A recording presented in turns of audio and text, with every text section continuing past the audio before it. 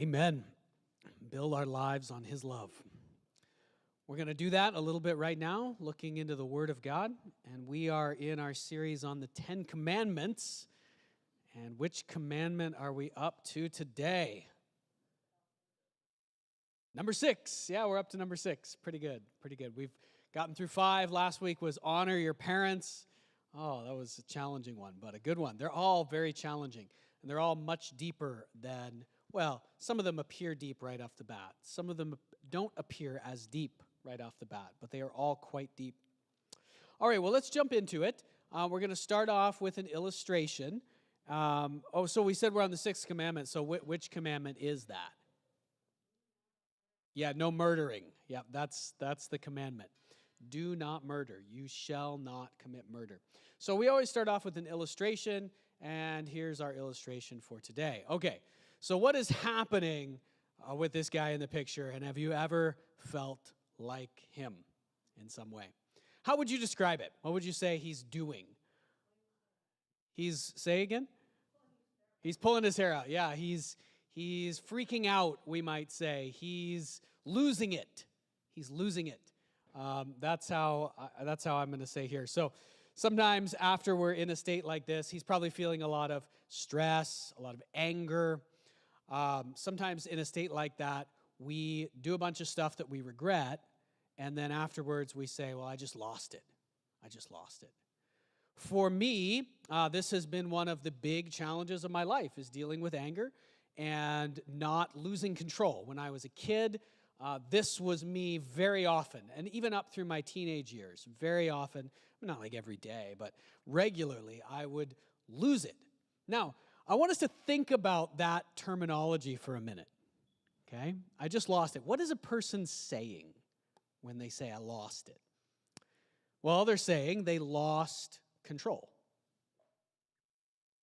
And this is, think with me here, because this is deep, okay? This is deep. This is the normal way human beings talk about our own experience. And if you think carefully about it, you will see that it absolutely guarantees that the human being is more than just physical, that there is a spiritual world. Even just this, okay? We talk about this, we say, I lost it. I lost control. What's assumed in that is that first of all, I'm different from my body in some way.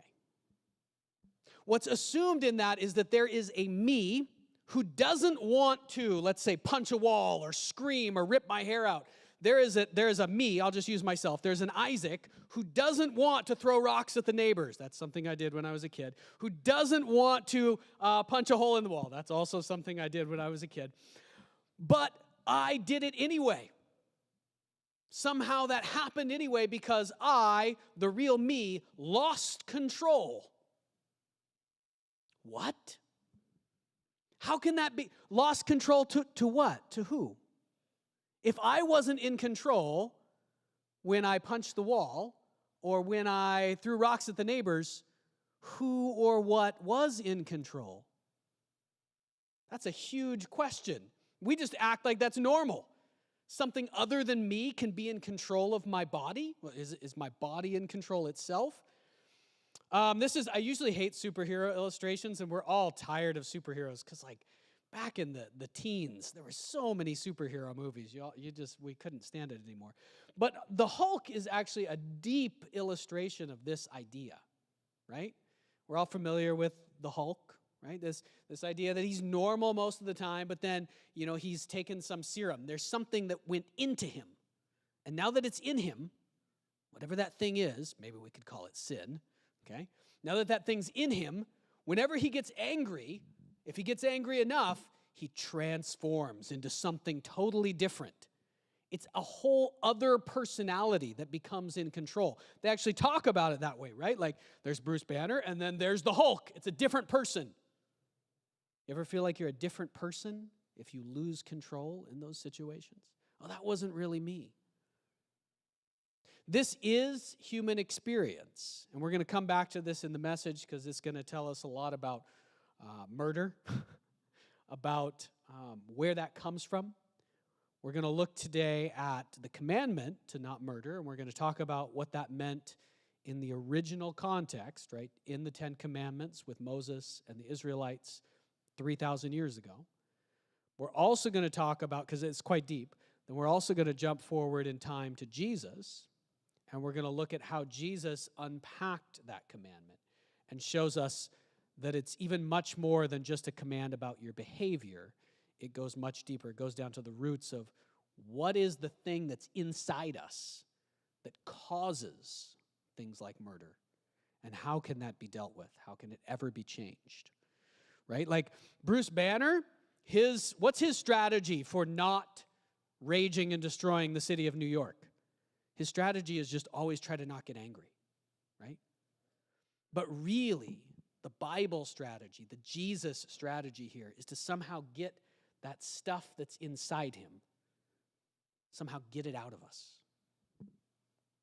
Dig it out at the roots.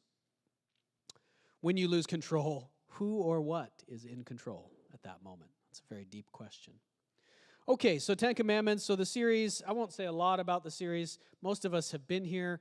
Remember the 10 Commandments, they are not just rules. They're not just arbitrary rules. They are principles that govern the universe, everything. Okay, they tell us about who God is and therefore what reality is like. And they are the way that the Lord, the God who made everything, who made us, intended life to operate. So if you don't operate by them, it's not just like optional and the only consequence is sort of God is mad at you. God is angry when we don't follow the way that things were meant to be. We don't do the right thing. But there are consequences just like any other violation of reality, right? If you just think the laws of physics don't apply to you, well, you will fall down and you will get hurt. Well, same with the 10 Commandments. If you think they don't apply to you, you will fall down and get hurt in a little bit different way. So, all right, so let's look. We'll do this in two parts. Today we'll look first at the section in Exodus and at what that meant, what murder means in that original context. It's not as simple as it seems at first glance. And then we will also look at Jesus in Matthew chapter 5. Okay, so no murder. That is the point today. And the commandment, the text that we're looking at today, is really very short. I don't know if we've ever had a shorter verse than this as our main key verse. And it just says this in Exodus 20:13. Right after it says, honor your father and mother. And the other first 5 commandments, it says, you shall not murder. You shall not murder. Okay? So the first thing we got to ask in this question is it looks very simple at first, and I think, it's I've been treating it a little bit like a joke, because when people hear this command, most of us today in Canada in 2025 have not murdered anyone. Okay? There are murderers in the world. There are some societies where that's much more common, but thank God, praise the Lord, by His grace, that's not super common in Canada where we live today. So most of us just see this and be like, oh, come on, okay, at least that's a commandment that I've got down, okay? If the rest of them I'm struggling with, maybe, or at different degrees, murder, check that box. I have not murdered. I am following God in this. But we often don't think about what this commandment means and also what's behind it. So, first big question to answer is, what did the word murder mean in this context? What is the commandment actually saying? And this is going to show us just how incredible, how amazing the 10 Commandments are.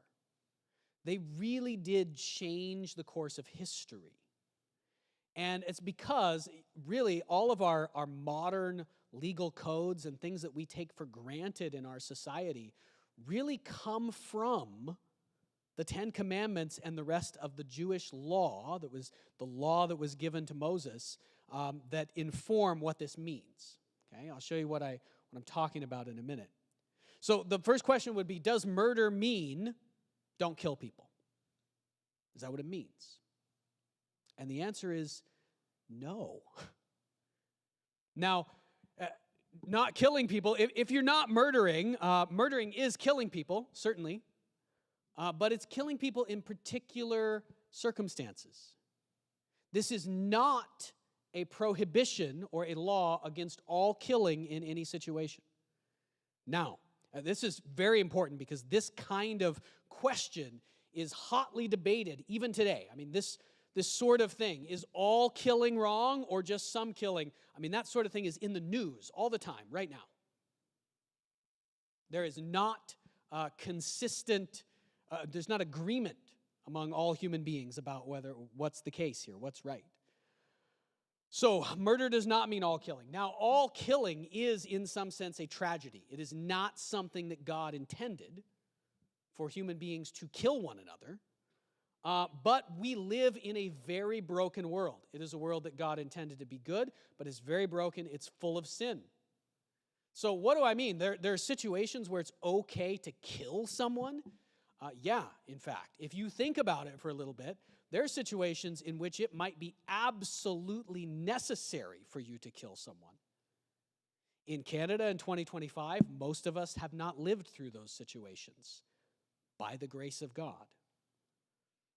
But what is the meaning of murder in this text? Let me give you a quote here. This is a quote.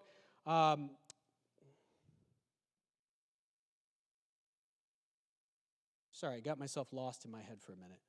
You can be gracious with me. Oh, yeah. So I'm also going to show you as we go through this that the Ten Commandments are the basis of our legal code today. This is also debated sometimes. Oh, really? Because, we don't have laws in North America about, having only one God. In fact, there's freedom of religion, right? And that's a commandment. You worship the Lord only. We don't have laws about whether you can misuse the name of the Lord. So are the Ten Commandments really the basis of our legal code? And the answer is yes, they are. And you'll see that as well as understanding more what is meant by murder here in this next section. And I'll just give you this quote. This is a Harry Truman quote. And so he was the president of the United States once upon a time. And this is a quote from 1950. He said, "The fundamental basis of this nation's law," and that's true for most Western nations, really all Western nations, and many nations beyond the West today. The fundamental basis of this nation's law was the law given to Moses on the Mount. The fundamental basis of our Bill of Rights comes from the teachings which we get from Exodus and St. Matthew, from Isaiah and St. Paul. I don't think we emphasize that enough these days. It's almost funny to hear him say that. In 1950, he felt like that wasn't being emphasized enough. It's hotly debated today, not emphasized at all in many circles. So the Ten Commandments are the basis of our legal code. Okay, how do we know? Well, what is, whoa, I lost a whole bunch of stuff there. Murder, so I'll give you some verses and I'll give you a breakdown of this in just a minute. But murder in Exodus and in all of the Torah, so in those first books of the Bible, really the whole Bible, what murder means is intentional, unauthorized killing with malice or premeditation. And that, right there, that's pretty complicated definition, isn't it? Now, when we see it, we know it. Okay, so defining it actually takes a lot of big words. But it's, if you know the story of Cain and Abel, right in the beginning of Genesis, right? Cain is jealous of his brother Abel, and so he plans out a way to kill him, and he kills him. That's murder. And it's important, essential to the definition is what's going on inside of Cain when he murders his brother. It's not just the fact that he kills Abel. Okay, if he had been in the field and accidentally thrown a rock and it had killed Abel, would that have been murder? No, it would not. And so, in fact, there's actually a number of pieces about, not just about what physical act is happening, but about what's going on inside the person doing them. So murder is a matter right from Exodus, right from the beginning. Not just Jesus changes this later. No, he doesn't change it. He just explains it. Murder is always a matter of the heart as well as an action that flows out of a particular state of heart. So it has to be intentional. So you have to do it on purpose. So accidental killing is not murder. It also does not include killing that is authorized in some way. We'll talk about that in a minute. So like the state executions are not murder. War is not murder. And it also involves either malice or premeditation. So usually both. Usually murder involves You want something bad to happen to the other person. Your intention is to harm them. And you plan it out ahead of time. And this definition, which did not exist in the world, this idea of this is what murder is, did not exist in the world before the book of Exodus, before the Jewish law was given to Moses. So this really, and so you can see, this is still what murder means today. I mean, it's got a lot more, there's a lot added into that to explain particular cases. But if we're going to break it down, here are some things that are not murder in the context of Exodus. What was not considered murder? So judicial execution, right? So if someone had committed crimes and the government, right, the state itself is deciding that that person, like a judge, jury, within the laws of the land, is deciding that that person needs to go, that person can no longer live because what they've done is so bad, they're such a danger to community, that is not murder. So you can also see here, lynching is murder, right? So lynching is when a whole group of people get together and outside of the legal system decide to kill someone for their crime. That is murder because they've gone outside the laws of their land. But if it's within the law of the land, this is something that's been decided on ahead of time, it's following, it's really an order from the government that is right, then it is not murder. Warfare is not murder. This is why Christians actually can be in the army and participate in war, even though death and killing is awful. War is awful. It is a tragedy in many ways. Another thing that's not murder, self-defense. And here we'll actually look at a scripture because this is really interesting. So I told you there are situations where it might be absolutely necessary. It might be the only right thing to do that you would kill someone. That's horrific, and it's true. If there were, let's say, a serial killer in your home, and the only way to stop them from murdering your family was to kill them, then that would be the only right thing to do, even though killing is awful. And we'll see here, I'll look at just a couple of scriptures because what we'll see is that the law around this, so there's the Ten Commandments, then there's a whole extended parts of the law in Exodus and Leviticus and Deuteronomy, and these explain in much more detail, and actually it's very subtle and deep how this law was applied when God gave it to the nation of Israel, okay? And this one is an example. So Exodus 22, verses 2 to 3, here's what it says. If a thief is caught breaking in at night, so a thief is breaking into your house at night, he's not there to murder you, but he's there to steal your stuff, and is struck a fatal blow. So it's at night, he comes in, the thief comes in, trying to steal your stuff, and you attack him, and you kill this thief. The defender is not guilty of bloodshed. So not guilty of murder. But if it happens after sunrise, the defender is guilty of bloodshed. Look at how detailed and subtle this law is. What is it saying? It's basically saying this. If a thief comes in at night, I mean, we're talking about the ancient world, right? Even today, it would be scary. We have lights we can turn on, right? There's no way you're turning on a light while somebody's breaking into your house. You don't know what they're there to do if a thief breaks into your house at night. So if you're the husband, especially, of this house, you've got to just stop them any way you can because they might be there to kill you. You don't know. And you don't know who it is. You don't know how many people it is. You don't know if they have a weapon. It's dark. So you just attack them. You are defending yourself in that situation. But if it's daytime and this person is only there to steal your stuff and the sun's out so you can see, this person is just there to try and rob you. It's obvious they're not trying to kill you. If you just go and kill them because they're trying to steal your stuff, that's murder. That's what it's saying.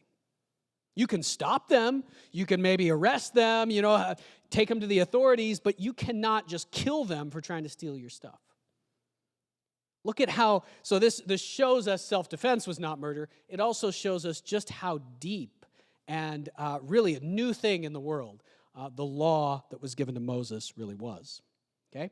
We'll go through a couple more. Accidental killing, killing without intent or malice, is not murder. And here we could take a look at Numbers 35. If someone without enmity, someone suddenly pushes another or throws something at them unintentionally, or without seeing them, drops on them a stone heavy enough to kill them.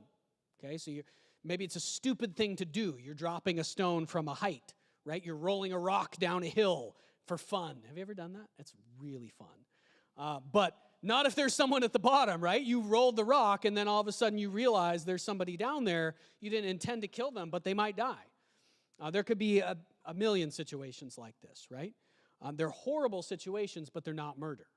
Since the other person was not an enemy and no harm was intended, the assembly must judge between the accused and the avenger of blood according to these regulations. We won't go into the details of what that means, had to do with ancient societies. People were often trying to avenge their family in those societies. But what they're saying here, you can also see there's a judicial process. You cannot just let the family take revenge on this person and kill them. You also can't just take the person's word for it. Oh, they didn't mean to kill him. Okay, let him go free. You have to actually bring together wise people, the elders of your community, judges. You have to actually sit and listen to all sides and have a trial. Our whole system today is based on this, and it's an amazing blessing to the world. I'll show you one more, just because it's so interesting. The idea of negligence is right here in the Torah, in Exodus. If a bull gores a man or a woman to death, the bull is to be stoned to death. Okay, that makes sense. And its meat must not be eaten, but the owner of the bull will not be held responsible. If, however, the bull has had the habit of goring, and the owner has been warned, but not kept it penned up, and it kills a man or woman, in that case, the bull is to be stoned to death, and its owner is to be put to death. So in this case, negligence is actually viewed like gross negligence that results in someone's death is viewed as murder. The owner knew what was going to happen, or what very likely would happen, and did not take the proper steps to prevent it. And it's viewed, at least having the equal penalty to murder. I don't know if it's fully viewed as murder. The law is very harsh in many places. Lots of things had the death penalty. We're not fully sure if all of those were applied. Some of them were not always applied. So the Ten Commandments are the basis of our modern legal code, and that is a blessing to the world. So now let's jump into fulfilling the command. Let's jump into some stuff about what's behind it. Because you can already see from Exodus, right, murder is not just about the act of killing. It's about what's going on in the heart behind the act of killing. So, but even still, you might be saying to yourself, that's all really interesting, Pastor Isaac. It's good to know. I'm glad we have a better legal system today than they did way before, back in 2000 BC or something. But I still haven't murdered anybody, so it's still, and I haven't committed manslaughter either, so it doesn't really apply to me. I'm good. But as you probably know, there is a whole world of internal stuff that's behind this murder, which breaks out into the world at times. And Jesus unpacks that for us in what's called the Sermon on the Mount, Matthew chapter 5-7. He unpacks many of the Ten Commandments as well as lots of other places in the law, and he shows us what's really behind those, what's going on the inside. What is the stuff that, if we were going to use the Incredible Hulk illustration, the green stuff that he shoots into himself that causes him such problems, causes him to lose control and break out into destruction, what is that stuff in us, and how do we get rid of it? Evil acts don't come from nowhere. So first, I'll read you just this one verse from James. James was Jesus' brother, his half-brother. And this is from his letter, and it just really succinctly, really briefly shows us how this whole process works. Okay, temptation all the way to sin and destruction and death. Okay, each person is tempted when they are dragged away by their own evil desire and enticed. What does that mean? Okay, it means, when I'm starting to get angry as a kid, that anger created this evil desire in me. Okay, the evil desire was to harm someone. Okay, and that starts to pull at me. And at some point, I let it take me. I'm enticed, and I let it drag me away. And then, after that desire is conceived, it gives birth to sin. So sin, I actually start doing stuff. Okay, now sin meaning I'm actually I'm doing things. So I let that anger, in this case, it's not always anger, but I let that anger drag me away toward the thing that I know I shouldn't do. The real me maybe doesn't want to do, but I want to give in to my anger. And so then I start to commit sins. I start to throw rocks at my neighbors, or I start to punch holes in the wall, right? And then sin, when it is full grown, if I let that keep on going in me and sit, maybe sometimes for months or years, like Cain did with his brother Abel, when it's full grown, it gives birth to death, murder. Murder grows. We're about to see Jesus explain to us that murder grows essentially from three things. Murder grows out of anger, contempt, and bitterness. Let's look at Jesus. Oh, I'm going to give you color coding today. This is going to be wonderful. Okay, so this will be fun for those of you who like binders and highlighters and stuff. Okay, so the parts in this next section of the Bible, I'm going to read from Jesus. The parts that have to do with anger are going to be coded in red. The parts that have to do with contempt, we'll talk about what contempt is, are going to be coded in, well, it looks like purple on here. I thought it was blue on my screen. And then the parts that are connected to bitterness, because he doesn't say those two words, but that's the idea behind them, are going to be coded in green. Okay? And we're going to read this section from the Sermon on the Mount. It's pretty short. Jesus says first that he's come to fulfill the law and the prophets. So he's saying all that stuff like the 10 Commandments back in Exodus, I'm not here to get rid of it. No. I'm going to show you what's behind it. I'm going to show you the whole thing. And then in verse 21 of chapter 5, Jesus gives a teaching that usually we think about it just in terms of anger. But it's actually about murder, and it's about anger, it's about contempt, and it's about bitterness. And even just this one teaching from Jesus, this should be more than enough to prove to you that he is the Son of God. He is something from outside the world. This teaching, it shows us what is going on in human life to such an astonishing degree with such precision and accuracy, and shows us how to overcome it in such effective ways that it is heaven sent. Many things Jesus says are like this. I say this so often. This is one of my favorites, guys. It really is. I think about this passage regularly. At least every week I think about this passage, because this has been one of my struggles. Okay. You've heard that it was said to the people long ago, you shall not murder, and anyone who murders will be subject to judgment. But I tell you, anyone who is angry with a brother will be subject to judgment. Again, anyone who says to his brother or sister, Raka, is answerable to the court. And anyone who says, you fool, you fool will be in danger of the fire of hell, or the way Jesus actually says it, the hell of fire. We'll come back and explain all this in a minute. I want to read the whole thing, though. Therefore, if you are offering your gift on the altar, so you're at church, basically, and there remember that your brother or sister has something against you, leave your gift there in front of the altar. First go and be reconciled to them, then come and offer your gift. Settle matters quickly with your adversary who is taking you to court. Do it while you are still on the way with them, or your adversary may hand you over to the judge may hand you over to the officer, and you may be thrown into prison. Truly, I tell you, you will not get out until you have paid the very last penny. It might destroy your whole life. Okay, let's go back through it. And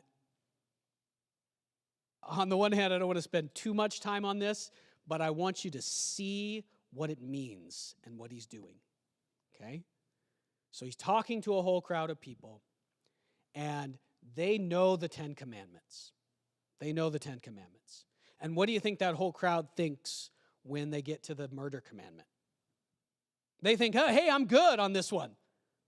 I didn't murder anybody. And Jesus does this intentionally shocking language. Okay? You've heard, it was said way back by the Lord in Exodus that you shall not murder. And the rest of the law says if you murder, you're going to be subject to judgment. What kind of judgment? What's going to happen to you if you murder in the Old Testament? Execution. Yeah, death penalty. That's the judgment he's talking about. So hold that in mind. Here's what he says next. I tell you, if you're angry with your brother, you might be subject to extreme judgment. Notice his parallel. He's saying if you're angry with your brother, you are in danger or perhaps even subject to the death penalty in some way. Now, it doesn't mean the society is going to kill you. So that's the part about anger. Anger is dangerous. Again, anyone who says to a brother or sister, Raka, is answerable to the court. Anyone who says, you fool, will be in danger of the fire of hell. Okay, so first, why is he making such an extreme comparison? Because Cain and Abel. Because of how human beings really are. Okay? So yeah, if you've murdered someone, we all know, it's obvious, you are going to have, if you get caught for murdering someone, you're going to have extreme consequences from the law. Maybe the death penalty, maybe today it's just like life in prison or a really long time in prison. But Jesus is saying, anger. You might be subject to judgment just for anger. Anger, he's saying, is the source of murder. Now, anger is not actually a sin. This is something we want to be careful about, right? So if someone comes up to you and starts swearing at you and smacks you in the face, what are you going to feel? You might feel sad, but you're definitely going to feel anger, right? That by itself, if somebody cuts you off in traffic, what are you likely to feel if you're anything like me? A little bit, not extreme, hopefully, but a little bit of anger. Those natural responses that we have are not sin. Okay? And Jesus and the rest of the Bible are clear about this other places. Anger by itself is not sin. But what does he mean? He means if you are angry, not just if you feel anger for a minute, but if you become someone who is consistently angry at your brother or your sister. And you know what this is like. It's when you have anger and you stay there. You cultivate it. You let it grow in you because that person just deserves it.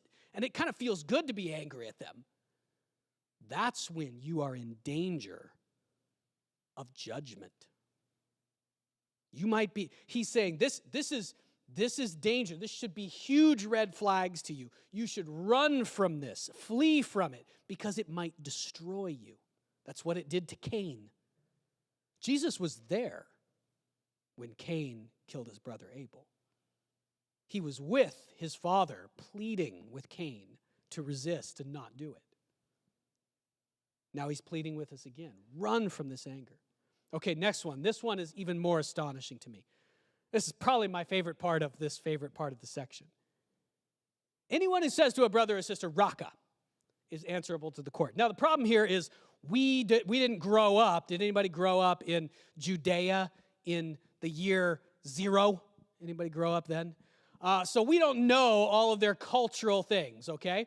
But you can kind of pick some of it out just from what's said here, what we're told. So there's this word, Raka, and if you say it to someone, you might be hauled into court. And if the court, it's actually against the law to say this word to people in Judea in the first century. And so if you say it, you might actually be put on trial in the court and then flogged publicly. Like they beat you with a stick because you said this word. Now, what kind of a word do you think that is? You think it just means, I don't like you? It's probably the worst word in their society, right?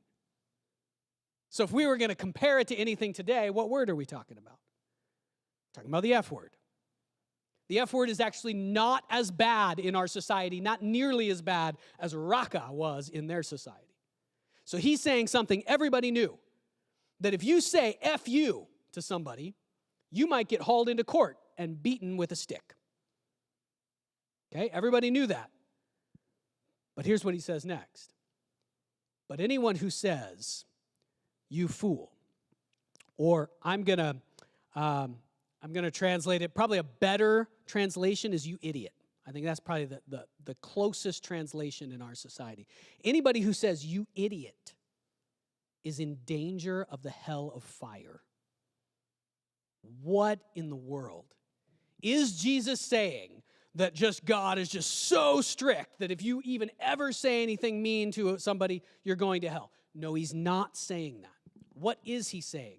He's saying, yeah, there's some words that are really, really bad, but what's really bad is what's going on inside you behind all of this stuff. Now, I coded this blue. Anybody remember what my blue code meant? Contempt. What is contempt? It's when you think somebody else is kind of worthless and you are way better than them. So much better than them that it's just ridiculous. It's almost even ridiculous they exist. It's when you look down on someone else in a deep way in your heart. And all of you have experienced cultures like this. Have you ever been in a household or known people or been around people who just always were deeply putting each other down to put themselves up? What Jesus is saying is that kind of thing going on inside of you, that puts you in danger of the hell of fire. You got to cut that out at the roots. It could destroy you. It could destroy the world. And finally, therefore, if you are offering your gift on the altar and there remember your brother or sister has something against you, and what are we talking? What did my green code mean? Green is like something that's rotten, right? Bitterness. When you hold on to a grudge, you refuse to forgive someone else, and you just hold it in your heart, and you let it grow for years and years, or even just about a situation. Maybe it's God you're bitter at, not another human being, and you just let that ruminate and grow. It is like that piece of Tupperware in the back of your fridge that you know is growing all kinds of nasty things, and you just leave it there because you don't want to take it out and actually deal with it because you're going to faint. That's what it's like. But it will grow, and unlike your fridge, it won't just be a small problem. It will grow, and it will destroy you. It's so important to get that out that you got to, if you're at church and you might be doing the most, you might be in the middle of a wedding. Imagine these kinds of things, right? Or a really important public moment, you might be in the middle of it. If you realize that you forgot to clean out that gross thing from the back of your fridge, okay, not really the thing in your fridge, but if you realize there's that bitterness in you or someone else has that against you, you got to go to them. You got to go to them and get it out. Open up that Tupperware. Clean it out. Dump that stuff in the trash. Take it out in the garage. Get rid of it. Then you can come and offer your gift to the Lord. And this whole next paragraph is about the same thing. If you're fighting with someone, you got to do your best to get out of that fight. You got to do your best to get rid of that bitterness, whatever things are driving it. It's the deeper things on the inside. It's not just that you need to take care of the stuff on the surface. It's the deeper things behind it that you need to get rid of it. And his warning at the end, this could destroy your life. If you think you're just going to win at life by holding on to your anger, your contempt, and your bitterness, you're wrong. It's going to destroy you. You might not get out of prison until you paid the last penny. In fact, these things are a prison. They are a prison.